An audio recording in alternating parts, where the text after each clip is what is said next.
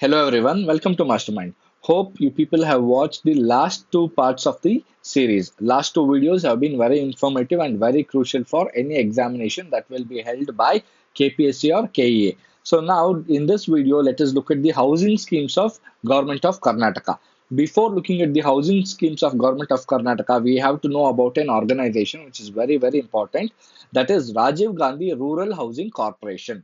So this was established in the year 2000. It was established in April 2000 and it was implemented. It was established to implement housing schemes for economically weaker sections. Economically weaker sections. Please remember. Though the name contains Rajiv Gandhi Rural Housing Corporation, it implements the scheme both in rural and urban areas. Very important. It implements the schemes both in rural as well as urban areas. Don't get deceived by the name Rajiv Gandhi Rural Housing Corporation. So, what are the major objectives of this corporation or organization? Provide housing to socially and economically weaker sections, ensure speedy implementation of the schemes, ensure transparency in implementing the schemes, ensure smooth fund flow for the schemes, and ensure and encourage cost effective technology in implementation of the schemes. Very important. You have to remember this. Rajiv Gandhi Rural Housing Corporation. So the first scheme we are seeing in this video is Gramina Ashraya Yojana or Basava Vasathi Yojana. Very important scheme. So you have to remember every detail of this particular scheme. So Gramina Ashraya Yojana or Basava Vasathi Yojana was established in the year 1991-1992. Please remember the year. This could be asked. So and who are the target beneficiaries? As the name itself says, Gramina Ashraya Yojana. Gramina means rural in Karnataka. So, target beneficiaries are rural people of Karnataka. What should be the annual income criteria to be a beneficiary under the scheme? It should not be more than rupees 32,000. The annual income of the beneficiary should not be more than 32,000 per year. And what is the another criteria, major criteria? As with all the other schemes, he or she should be a resident of Karnataka. So, should be a citizen or resident of Karnataka. What is the selection process? The selection process is that the Ashraya committee headed by local MLA till 2004-2005, the beneficiaries were selected by the Ashraya committee headed by local MLA. However, from 2005-2006 onwards, Grama Panchayats or Grama Sabha are identifying the beneficiaries. Very important. You have to remember this fact. And one more important fact is that this was started as Gramina Ashraya Yojana in 1991-92. However, the name was changed as Basava Vasathi Yojana in the year 2011. In 2011, it became Basava Vasathi Yojana. So, what is the unit cost? So, unit cost is 1.5 lakh rupees. 1.5 lakh. You have to remember, unit cost for each house under this scheme is 1.5 lakhs, and for SC, ST, for scheduled caste as well as scheduled tribe, 100% subsidy. That means entire 1,50,000 is given by the government. And for other categories, 1,20,000 will be given as subsidy, while 30,000 should be beneficiary contribution or bank loan. So for people belonging to SC ST category, entire 1,50,000 will be given by the government. But for other category people, 1,20,000 will be given by government, but the rest 30,000 should be from their pocket or bank loan. So what is the reserved quota?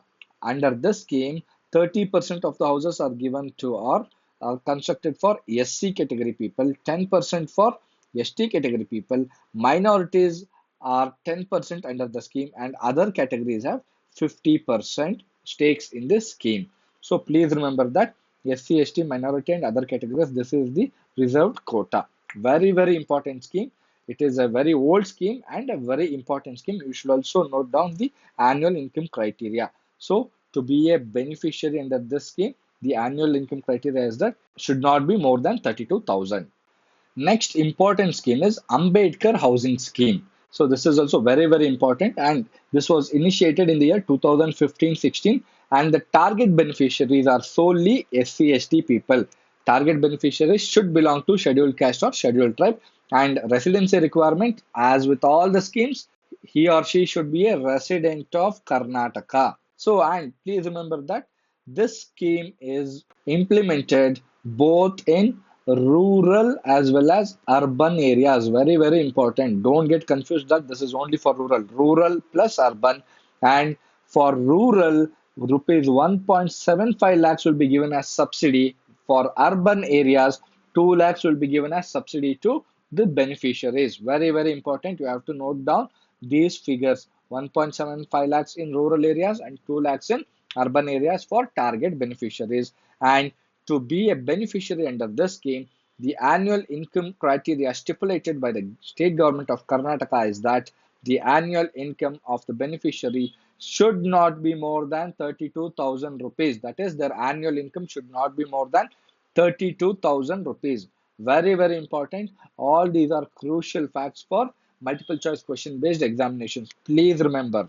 Next, very, very important scheme is Devaraj Urs Special Housing Scheme. So, this particular scheme was initiated in the year 2014. And who are the target beneficiaries? The target beneficiaries are special category people.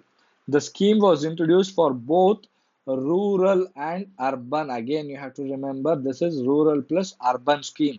The scheme was introduced for both rural and urban areas in 2014 to provide shelter, that is, houses for the people of special category. So, who all come under the special category? Physically handicapped, leprosy cured persons, HIV affected families, Devadasis, nomadic tribes, people affected by communal riots, and then free bonded labors, transgenders, etc. So the beneficiary should be a resident of Karnataka. This is a common condition for all the schemes. The beneficiaries are selected by the district level committee headed by deputy commissioner. Please don't get confused between Basava Vasathi Yojana and Devaraj Urs Special Housing Scheme. In Basava Vasathi Yojana, it is Grama Panchayat or Grama Sabha, while in Devaraj Urs Special Housing Scheme, it is the deputy commissioner, that is the district level committee headed by deputy commissioner will identify the beneficiaries or will select the beneficiaries. Under this scheme, the unit cost of house is 1.2 lakhs for general category, while it is 1.5 lakhs for SC/ST beneficiaries. Very, very important. And also note down that this particular scheme does not have any annual income criteria. Please remember, this particular scheme does not have any annual income criteria like 32,000 rupees. Very, very important point. So this is all about Devaraj Urs Special Housing Scheme. So we have learned some of the most important schemes of Government of Karnataka in this video. These are very, very important and you have to know this information for all the examinations, not only for KS but also for PSI, FTA, SDA, ACF, RFO, etc., etc., etc. All the examinations that come under state government of Karnataka, you need to know these schemes. So please note down all these points and also refer to these videos as and when you feel confused. Thank you.